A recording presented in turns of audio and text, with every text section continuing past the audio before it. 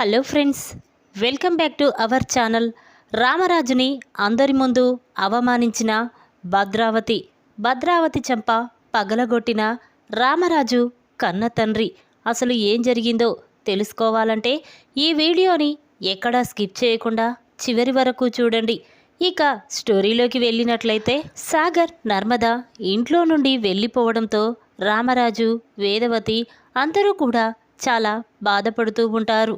అది చూసిన వేదవతి, ఏంటండి మనకే ఇలా ఎందుకు జరుగుతుంది అని అంటూ ఉంటే, అప్పుడు రామరాజు, అవును బుజ్జమ్మ, నేను ఏం తప్పు చేశానని, అయినా నా కొడుకులని కూతుర్లని ఎంతో ప్రేమగా చూసుకున్నాను. అలాంటిది ఆ సాగర్ నీ ముందే నా గురించి ఎలా మాట్లాడాడో చూసావు కదా. వాడి మాట్లాడిన మాటలన్నీ నేను విని తట్టుకోలేకపోతున్నాను అని రామరాజు బాధపడుతూ ఉంటాడు. ఇక అది చూసిన ధీరజ్ మాత్రం, నానా మీరేమీ బాధపడకండి, వెంటనే నేను అన్నయ్యని వదినని ఇంటికి తీసుకువస్తాను అని చెప్పి ధీరజ్, ప్రేమ ఇద్దరూ కూడా తీసుకురావడానికి అక్కడి నుంచి వెళ్తారు. అది చూసిన శ్రీవల్లి, భాగ్యం ఒక్కసారి షాక్ అయిపోతారు. ఇక శ్రీవల్లి, ఏంటమ్మా ఈ ధీరజ్ సాగర్ నర్మదని మళ్ళీ ఇంటికి తీసుకువస్తే మన ప్లాన్ నాశనం అయిపోతుంది. ఎంతో కష్టపడి వాళ్ళిద్దరినీ బయటికి పంపించాం. మళ్ళీ ఆ నర్మద ఇక్కడికి తిరిగి వస్తే మన ఆటలు సాగవు అని చెప్పి శ్రీవల్లి అనగానే, అప్పుడు భాగ్యం, చూడమ్మి, నాకు తెలిసి ఆ సాగర్ నర్మద మళ్ళీ ఇంటికి తిరిగి రారు. ఒకవేళ వస్తే మీ మామయ్య, అత్తయ్య వాళ్ళిద్దరినీ నమ్మరు అని చెప్పి ఇక భాగ్యం శ్రీవల్లి అనుకుంటూ ఉంటుంది. ఇక ప్రేమ మాత్రం, ఏంటత్తయ్య ఇలా చేశారేంటి, నర్మదక్క ఏం తప్పు చేసిందని తన మీద చేయి చేసుకున్నారు, అందరి ముందు అలా చేయి చేసుకుంటే నర్మదక్క చాలా బాధపడుతుంది కదా అని ప్రేమ అనగానే, అప్పుడు వేదవతి, ఏంటే ఏదో నేను తప్పు చేసినట్టు మాట్లాడుతున్నా, అదే నా కన్న కూతురైతే నేను కొట్టేదాన్ని కాదా, ఏ ఆ మాత్రం నాకు హక్కు లేదా అని వేదవతి అంటూ ఉంటే, అప్పుడు ప్రేమ, లేదత్తయ్య అని చెప్పి ఇక మాట్లాడుకుంటూ ఉంటారు. ఇంతలోనే ప్రేమ, ధీరజ్ ఇద్దరూ కూడా సాగర్ని వెతుక్కుంటూ వెళ్తూ ఉంటారు. ఇక సాగర్ నర్మద ఎక్కడా కనిపించకపోవడంతో ధీరజ్, ప్రేమ కంగారు పడుతూ ఉంటారు. ఇక ప్రేమ, ఏంటి ధీరజ్, వాళ్ళు ఎక్కడికి వెళ్ళుంటారు, ఎక్కడా కనిపించడం లేదు, ఇంత అర్ధరాత్రి వేళ అక్కని తీసుకొని బావ బయటికి వచ్చాడు, నాకు భయంగా ఉంది అని చెప్పి అనుకుంటూ వెళ్తూ ఉంటారు. ఇక ఇంతలోనే సాగర్ నర్మద ఒక చోట ఉండడం చూసి ఇక వెంటనే ధీరజ్, ప్రేమ అక్కడికి వస్తారు. ఒరే అన్నయ్య, ఏంట్రా నాన్న ఏదో కోపంలా అన్నంత మాత్రాన ఇల్లు వదిలి అర్ధరాత్రి వదినని తీసుకొని ఒంటరిగా రోడ్డు మీద నిలబెడతావా, అసలు ఏం చేస్తున్నావో నీకైనా అర్థమవుతుందా అని ధీరజ్ అనగానే, అప్పుడు సాగర్, లేకపోతే ఏంట్రా, మనం ఏది చేసినా నాన్న తప్పుగానే భావిస్తున్నాడు. అంతేకాకుండా ఈ ఉద్యోగ విషయంలో నర్మదకి ఏ నిజమూ తెలియదు. అలాంటి నర్మదని అమ్మ చేయి చేసుకోవడం నాకు కోపం రాదా, అయినా వాళ్ళు చెప్పినట్టు ఉండడం నా వల్ల కాదురా, అందుకే ఇల్లు వదిలి వచ్చేశాను అని చెప్పి ఇక సాగర్ అనగానే, అప్పుడు ధీరజ్, లేదన్నయ్య నువ్వు తప్పు చేస్తున్నావు, నాన్న ఒంటరిగా ఫీల్ అవుతున్నాడు, నాన్న మనసులో చాలా బాధ ఉందిరా, తను అనాథ, అలాంటి పరిస్థితి మనకు రాకూడదని, అందుకే మన అన్నాదమ్ములం విడిపోకూడదని నాన్న మనల్ని చాలా జాగ్రత్తగా చూసుకుంటున్నాడు. అది నువ్వు తప్పని నమ్మితే ఎవరము ఏమీ చెయ్యలేము. నీకోసం అమ్మ, నాన్న ఎంతో బాధపడుతున్నారు, వెళ్దాం పదండిరా అని ధీరజ్ అనగానే, అప్పుడు సాగర్, లేదురా మేము వేరే ఇల్లు తీసుకొని వెళ్ళిపోతున్నాము అనగానే ఇక ధీరజ్, ప్రేమ షాక్ అయిపోయి చూస్తూ ఉంటారు.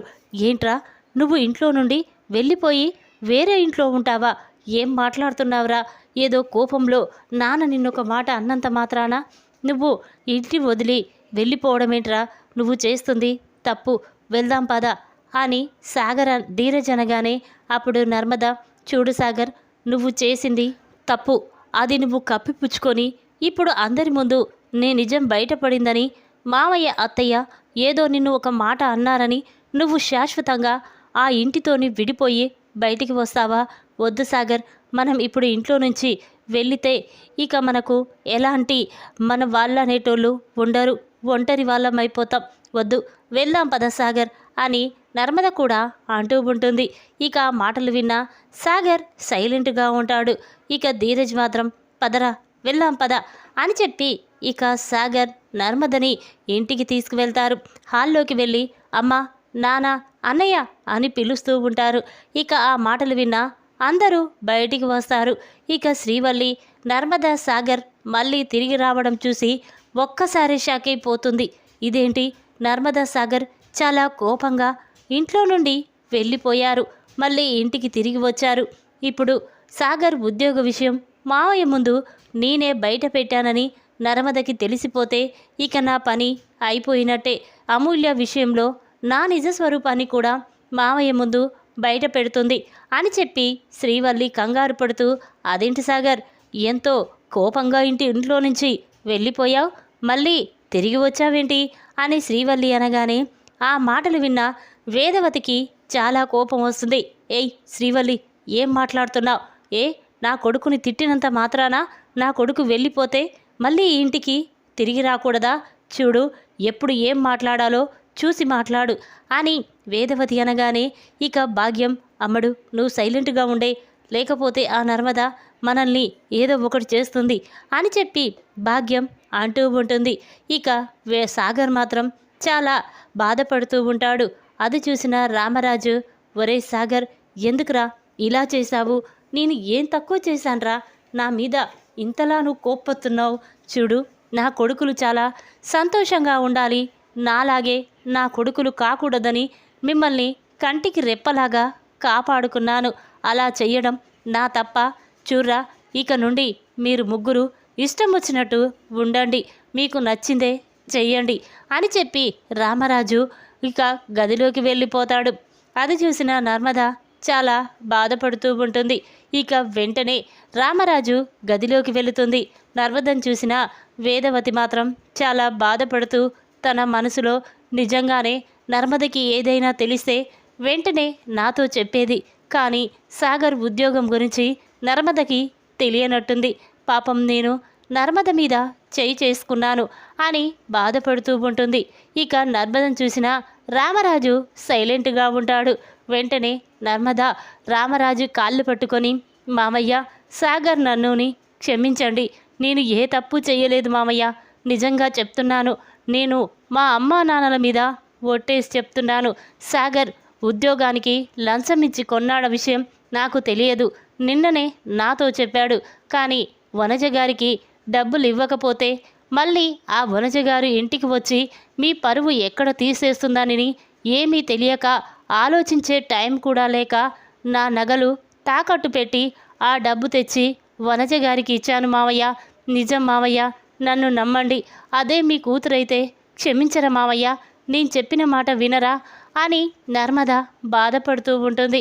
అప్పుడు రామరాజు, అమ్మ నర్మద, సరేనమ్మా, నీకు తెలుసు అనుకున్నాను, కానీ ఇంతలా చెప్తుంటే అర్థం చేసుకోనంత మూర్ఖుణ్ణి కాదు, అంటే ఆ సాగర్ నీకు కూడా చెప్పలేదు అని చెప్పి ఇక రామరాజు నర్మదని క్షమిస్తాడు.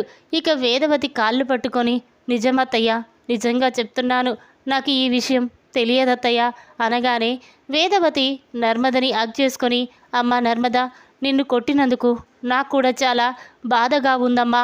ఈ ఇంట్లో ఏ చిన్న కష్టం వచ్చినా అది నువ్వు తీర్చేదానివి, అలాంటి నిన్ను నేనే అపార్థం చేసుకున్నానమ్మా, తొందరపడ్డాను అని వేదవతి అంటుంది. ఇక ఇద్దరు నర్మదని క్షమించడంతో నర్మద చాలా సంతోషపడుతూ అక్కడి నుంచి వెళ్ళిపోతూ ఉంటుంది. ఇక అది చూసిన శ్రీవల్లి, ఇదేంటి, నర్మద ఏడ్చుకుంటూ గదిలోకి వెళ్ళింది, మళ్ళీ తిరిగి నవ్వుతూ వచ్చేస్తుందంటే మామయ్య, అత్తయ్య దాన్ని క్షమించారన్నమాట అని శ్రీవల్లి అనుకుంటూ ఉండగా ఇక నర్మద శ్రీవల్లిని గమనిస్తుంది. వెంటనే శ్రీవల్లి దగ్గరికి వెళ్ళి, ఏంటక్క, నన్ను సాగర్ని ఇంట్లో నుంచి పంపించేసి ఈ ఇంటిని, రైస్ మిల్లుని సొంతం చేసుకోవాలనుకున్నావు కదా అనగానే ఇక శ్రీవల్లి షాక్ అయిపోయి చూస్తూ ఉంటుంది. తన మనసులో, ఇదేంటి, నేను మనసులో అనుకున్న మాట దీనికి ఎలా తెలుస్తుంది అంటే ఇక నర్మదకి నా మీద డౌట్ వచ్చింది అని కంగారు పడుతూ ఉంటుంది. అప్పుడు నర్మద, చూడు బల్లక్క, నువ్వు సాగర్ ఉద్యోగ విషయం మామయ్య ముందు బయట పెట్టావు. చూడు, తొందరలోనే విశ్వ అమూల్య మధ్య నీ రాయబారం ఉందని, తొందరలోనే అమూల్య జీవితాన్ని నువ్వు నాశనం చేశావని మామయ్య ముందు నీ నిజస్వరూపాన్ని బయట పెడతాను. అసలు మామయ్య చేతే నిన్ను ఇంట్లో నుండి బయటికి గెంటిస్తాను అని చెప్పి నర్మద శ్రీవల్లికి వార్నింగ్ ఇచ్చి అక్కడి నుంచి వెళ్ళిపోతుంది. ఇక అది చూసిన శ్రీవల్లి షాక్ అయిపోయి కంగారు పడుతూ ఉంటుంది. సాగర్ ఇంటికి తిరిగి రావడంతో రామరాజు కుటుంబం మొత్తం చాలా సంతోషపడుతూ ఉంటుంది. ఇక వేదవతి రామరాజు దగ్గరికి వెళ్ళి, ఏమండి, మనం రేపు ఉదయాన్నే గుడికి వెళ్ళి పూజ జరిపిద్దాం. మన ఇంట్లో ఇలా జరుగుతుంది, ప్రశాంతత లేదు అని వేదవతి అనగానే అప్పుడు రామరాజు సైలెంట్గా ఉంటాడు. ఇక వేదవతి, అదేంటండి, నేను ఇంతలా మాట్లాడుతున్నా సైలెంట్గా ఉంటారేంటి, మనం పూజ జరిపిద్దాం అనేసరికి అప్పుడు రామరాజు, సరే బుజ్జమ్మ, నీ ఇష్టం అనగానే ఇక వేదవతి అందరినీ పిలిచి, ఒరే, రేపు మీకు ఏ పనులున్నా మీరు ఆఫ్ చేయండి, రేపు ఉదయాన్నే అందరం కలిసి గుడికి వెళ్దాం అని వేదవతి అంటుంది. అప్పుడు అందరూ సరే అని చెప్పి లోపలికి వెళ్తారు. ఇక ఇంతలోనే ఉదయం అవుతుంది. అందరూ కలిసి గుడికి బయలుదేరుతూ ఉంటారు. ఇక అది చూసిన భద్రావతి కోపంతో రగిలిపోతూ ఉంటుంది. ఇదేంటి, ఈ రామరాజుగాడు కూతురు కొడుకు ఇంట్లో నుంచి వెళ్ళిపోయారు, బాధపడతాడు అనుకున్నాను. కానీ మళ్ళీ ఆ సాగర్ గాడు తిరిగి వచ్చాడు. ఇప్పుడు రామరాజుగాడు ఇంత సంతోషంగా ఉండడం నేను చూసి తట్టుకోలేకపోతున్నాను. ఎలాగైనా వీణ్ణి బాధ పెట్టాలి, వీణ్ణి బతికుండగానే చంపేయాలి అని చెప్పి ఇక భద్రావతి అనుకుంటూ వెంటనే ఇక వాళ్ళని ఫాలో చేస్తూ గుడికి వెళ్తుంది. రామరాజు గుడిలో పూజ జరిపించుకొని ఇక అందరూ కూడా ఒక చెట్టు కింద కూర్చొని చాలా సంతోషంగా సరదాగా గడుపుతూ ఉంటారు. ఇక ఇంతలోనే భద్రావతి అక్కడికి వస్తుంది. రామరాజును చూసి చాలా కోపంతో రగిలిపోతూ, ఎలాగైనా గుడిలో అందరి ముందు వీణ్ణి తలదించుకునేలా చెయ్యాలి, లేకపోతే నా కుటుంబాన్ని బాధ పెట్టిన ఈ రామరాజుగాడు ఇంత సంతోషంగా ఉండడం నేను చూసి తట్టుకోలేకపోతున్నాను అని భద్రావతి అనుకుంటూ, ఏంట్రా రామరాజు, నీ కూతురు శత్రువుల అబ్బాయితో లేచిపోయినా కూడా ఇంత సంతోషంగా ఉన్నావు? నీ కొడుకు నిన్న ఇంట్లో నుండి వెళ్ళిపోయి మళ్ళీ ఇంటికి తిరిగి వచ్చినట్టున్నాడు అని భద్రావతి అంటూ ఉంటే అప్పుడు ధీరజ్ మాత్రం, చూడు, ఇక్కడ గుడికి వచ్చాం, గుడిలో గొడవ జరగడం ఇష్టం లేదు. మా నాన్నని ఇంకొక మాట అన్నావంటే నీ ప్రాణాలు తీసేస్తాను అని ధీరజ్ అంటాడు. అప్పుడు భద్రావతి, ఏంట్రా అంత కోపం పొడుచుకొస్తుంది, మీ నాన్ననంటుంటే, మీ చెల్లెలు విశ్వాగాడితో లేచిపోయినప్పుడు ఈ పౌరుషం ఎక్కడ పోయిందిరా? అయినా పుట్టుకతోనే వచ్చింది కదరా. మీకు డబ్బున్న వాళ్ళని చూసి పెళ్లి చేసుకోవడం, మీ నాన్న నా చెల్లెల్ని తీసుకువెళ్ళి పెళ్లి చేసుకున్నాడు, నువ్వు నా మేనకోడల్ని తీసుకువెళ్ళి ఇలా చేశావు. అదే సాగరున్నాడే, వాడు కూడా జాబున్న అమ్మాయిని చూసి పెళ్లి చేసుకున్నాడు. ఇప్పుడు నీ చెల్లెలు నా మేనల్లునికి ఆస్తి, డబ్బు, అంతస్తు ఉందని కావాలని నా మేనల్లుని ప్రేమించి పెళ్లి చేసుకుంది. ఇదంతా మీ నాన్నతో సహా మీరందరూ తప్పు చేసిన వాళ్ళే కదరా. ఇంకా ఏదో గొప్పవాళ్ళన్నట్టు మాట్లాడుతున్నారు. చి, మీ బ్రతుకులు చెడా, ఏం మనుషులరా మీరు, చి అని చెప్పి భద్రావతి గుడిలో అందరి ముందు రామరాజు గురించి చాలా తప్పుగా మాట్లాడుతూ ఉంటుంది. ఇక ఆ మాటలు విన్న అమూల్య మాత్రం, చూడు పెద్దమ్మ, నువ్వు వయసులో నాకన్నా పెద్దదానివని ఊరుకుంటున్నాను, కానీ మా నాన్న గురించి ఇంకొక మాట మాట్లాడావంటే నీ ప్రాణం తీసేస్తాను అని అమూల్య అనగానే ఆ మాటలు విన్న విశ్వాకి చాలా కోపం వస్తుంది. ఏంటే, మా అత్తనే బెదిరిస్తావా నువ్వు అని విశ్వ అమూల్య మీద చేయి చేసుకోబోతాడు. అది చూసిన అమూల్య, ఒరే, నిన్న రాత్రి జరిగింది సరిపోలేదా, మళ్ళీ చూయించవంటావా అనగానే ఇక విశ్వ సైలెంట్గా ఉంటాడు. ఇక గుడిలో భద్రావతి అన్న మాటలు విని అందరూ కూడా రామరాజు గురించి చాలా తప్పుగా మాట్లాడుకుంటూ ఉంటారు. ఇక ఇంతలోనే అక్కడికి ఒక ముసలాయన వస్తాడు. ఇక ఆయనను చూసిన అందరూ కూడా ఆశ్చర్యంగా చూస్తూ ఉంటారు. ఇక ఇంతలోనే భద్రావతి మాటలు విన్న ఆ ముసలాయన వెంటనే భద్రావతి చెంప పగలగొడతాడు. ఇక అది చూసిన భద్రావతి, ఏయ్ ఎవర్రా నువ్వు, నన్ను కొడుతున్నావేంటి అనగానే అప్పుడు అతను, ఎవరా, నువ్వు అవమానించావే ఇంతసేపు ఆ రామరాజు కన్న తండ్రిని నేనే అని చెప్పగానే ఇక అందరూ కూడా షాక్ అయిపోయి చూస్తూ ఉంటారు. ఇక వెంటనే భద్రావతి, ఏంటి నువ్వు రామరాజు కన్న తండ్రివా అనగానే అప్పుడు అతను, అవును నేనే రామరాజు కన్న తండ్రిని.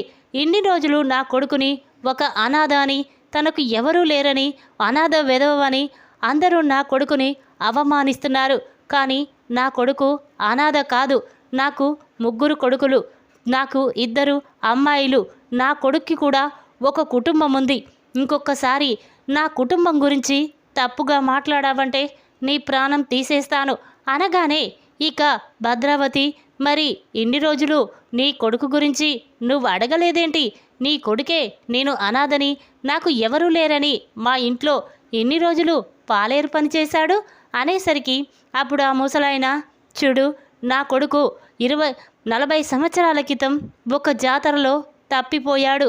నా కొడుకు కోసం ఎక్కడెక్కడో వెతికాను, కానీ వాడు ఎక్కడా కనిపించలేదు. కానీ ఇంతలోనే నేను కొన్ని రోజులు నా కొడుకుని వెతుక్కుంటూ ఊరూరు తిరుగుతున్నాను. ఈ ఊర్లో ఒక అబ్బాయి ఉన్నాడు. అతను 40 సంవత్సరాల క్రితం తప్పి వచ్చి తన కుటుంబంతో సహా ఇక్కడ ఉన్నాడని తెలుసుకున్నాను. నా కొడుకు, ఇంకొక కొడుకు సేమ్ ఇలాగే ఉంటారు. అంతేకాదు నా కొడుకు మీద చెయ్యి మీద పుట్టుమచ్చ ఉంటుంది అని చెప్పి వెంటనే రామరాజు చేతిని చూసి, ఆ పుట్టుమచ్చను చూసి ఆ ముసలాయన చెప్పిన దాన్ని బట్టి ఇక భద్రావతి, అంటే ఈ రామరాజు ఈ ముసలోడి కొడుకా అని అనుకుంటూ ఉంటుంది. ఇక అది చూసిన రామరాజు చాలా బాధపడుతూ కన్నీళ్లు పెట్టుకుంటూ వెంటనే వాళ్ళ నాన్నని హగ్ చేసుకొని, నాన్న ఇన్ని రోజులు ఎక్కడున్నావు నాన్న, నీ కోసం ఎక్కడెక్కడో వెతికాను, కానీ నాకు ఎవరూ లేరని అనుకున్నాను. కానీ నాకు కూడా మా నాన్న అమ్మ ఒక కుటుంబం ఉందని ఇప్పుడు తెలిసింది నాన్న అని రామరాజు చాలా బాధపడుతూ ఉంటాడు. ఇక అతను మాత్రం, చూడు భద్రావతి, ఇన్ని రోజులు నా కొడుకుని ఎంత బాధ పెట్టినా వాడు అనాథ అన్న ఒకే ఒక కారణం చేత నువ్వు అన్న మాటలన్నీ పడుతూ భరించి వచ్చాడు. కానీ ఇక నుండి నా కొడుకు గురించి తప్పుగా మాట్లాడావంటే నేను ఊరుకోను అని చెప్పి అనగానే ఇక రామరాజు, వేదవతి చాలా సంతోషపడుతూ ఉంటారు. అందరూ కూడా రామరాజు కన్న తండ్రిని చూసి, అవును రామరాజు గారు అనాథ కాదు, తనకు కూడా ఒక కుటుంబం ఉంది అని ఇన్ని సంవత్సరాల తర్వాత తెలుసుకుంటారు. ఇక ధీరజ్, చూడు ఇన్ని రోజులు మా నాన్న ఒక అనాథ అని మా నాన్నని అవమానించావు. ఇక నుండి మా నాన్నని, మా కుటుంబాన్ని అవమానించాలని చూస్తే ఏం చేస్తానో నాకే తెలియదు, పదండి తాతయ్య అని చెప్పి ఇక ధీరజ్, చందు, సాగర్ అందరూ కూడా రామరాజు తండ్రిని తీసుకొని అక్కడి నుంచి ఇంటికి వెళ్తారు. ఇక రామరాజు వాళ్ళ నాన్నతో, నాన్న నేను ఎక్కడ తప్పిపోయాను, ఇన్నేళ్ల నుండి నన్ను ఎందుకు వెతకలేదు, అసలు నాకంటూ ఓ కుటుంబం ఉందని నేను ఇన్ని రోజులు అనుకోలేదు నానా అని రామరాజు బాధపడుతూ ఉంటే అప్పుడు అతను, చూడయ్యా నేను ఎన్ని రోజుల నుంచి నీ కోసం వెతికినా నీ జాడ ఎక్కడా తెలియలేదు. కానీ నీ గురించి ఎవరో నాకు చెప్పడంతో, ఇక నీ ఫోటో నాకు చూపించడంతో నా కొడుకులాగే ఉన్నావు.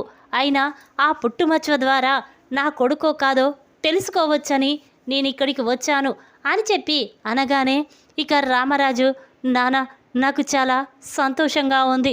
ఇన్ని సంవత్సరాల తర్వాత నన్ను కన్న తండ్రి నన్ను వెతుక్కుంటూ ఇక్కడికి వచ్చాడని చాలా ఆనందంగా ఉంది అని చెప్పి ఇక రామరాజు, వేదవతి కుటుంబం మొత్తం కూడా చాలా సంతోషపడుతూ సరదాగా గడుపుతూ ఉంటారు. ఇక శ్రీవల్లి మాత్రం, ఇదేంటి ఈ సాగర్ నర్మదనే బయటికి పంపించాలనుకున్నాను, కానీ ఇప్పుడు ఈ ముసలోడు వచ్చి ఇంకా ఈ కుటుంబాన్ని అందరినీ కలిపి ఇంకా సంతోషంగా ఉంచుతున్నాడేంటి అని చెప్పి ఇక శ్రీవల్లి అనుకుంటూ ఉంటుంది. ఇక ఇంతలోనే భద్రావతి చాలా కోపంగా ఇంటికి తిరిగి వెళ్తుంది. అది చూసిన సేనాపతి, ఏంటక్క ఏం జరిగింది, ఎందుకంత కోపంగా ఉన్నావు అనగానే అప్పుడు భద్రావతి, ఒరే సేన, ఇన్ని రోజులు ఆ రామరాజు ఒక అనాథ అని మనం అవమానించాం. కానీ ఆ రామరాజుగాడు అనాథ కాదురా, వాడికి కూడా ఒక కుటుంబం ఉంది. ఈరోజు గుడిలో రామరాజుని అందరి ముందు అవమానిస్తూ ఉంటే ఇంతలోనే రామరాజు కన్న తండ్రి అక్కడికి వచ్చాడు, నా చెంప పగలగొట్టాడు. ఇక నా కొడుకుని మీరు అనాథ అంటే చూస్తూ ఊరుకోనని నాకే వార్నింగ్ ఇచ్చారా అని భద్రావతి అంటుంది. ఆ మాటలు విన్న సేన ఒక్కసారి షాక్ అవుతాడు. ఏంటక్క, రామరాజుకి కన్న తండ్రా, ఇన్ని ఏండ్ల తర్వాత వాణ్ణి ఎత్తుక్కుంటూ వచ్చాడా అనగానే అప్పుడు భద్రావతి, అవునరా, రామరాజు కొడుకుని రామరాజుని వెతుక్కుంటూ వచ్చాడు. కానీ రామరాజు కుటుంబం కూడా పెద్ద గొప్పవాళ్ళు ఉన్నవాళ్లే, వాళ్ళతో పోలిస్తే మనం ఎందుకు సరితూగలేములా అని చెప్పి ఇక భద్రావతి రామరాజు కుటుంబం గురించి చాలా గొప్పగా మాట్లాడుకుంటూ ఉంటుంది. ఇక అది విన్న శారదాంబ మాత్రం చాలా సంతోషపడుతూ ఉంటుంది. వెంటనే వాళ్ళ దగ్గరికి వచ్చి, చూసావా భద్రావతి, ఇన్ని రోజులు రామరాజుని వేదవతిని అందరి ముందు అవమానించారు. కానీ ఆ దేవుడు అనేవాడు ఒకడున్నాడు, రామరాజుని వాళ్ళ కన్న కుటుంబంతో కలిపాడు అని చెప్పి శారదాంబ చాలా సంతోషపడుతూ అక్కడి నుంచి లోపలికి వెళ్ళిపోతుంది.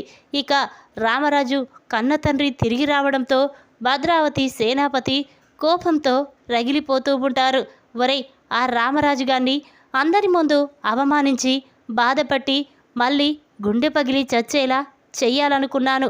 కానీ ఇలా ప్లాన్ రివర్స్ అవుతుందని అస్సలు ఊహించుకోలేకపోయాను అని చెప్పి భద్రావతి అనుకుంటూ ఉంటుంది. ఈ విధంగా గుడిలో రామరాజు గురించి తప్పుగా మాట్లాడిన భద్రావతి చెంప పగలగొట్టిన రామరాజు కన్న తండ్రి. ఈ వీడియో కనుక మీకు నచ్చినట్లయితే లైక్ చేయండి. మరిన్ని వీడియోల కోసం మా ఛానల్ని తప్పకుండా సబ్స్క్రైబ్ చేసుకోండి. Thanks for watching.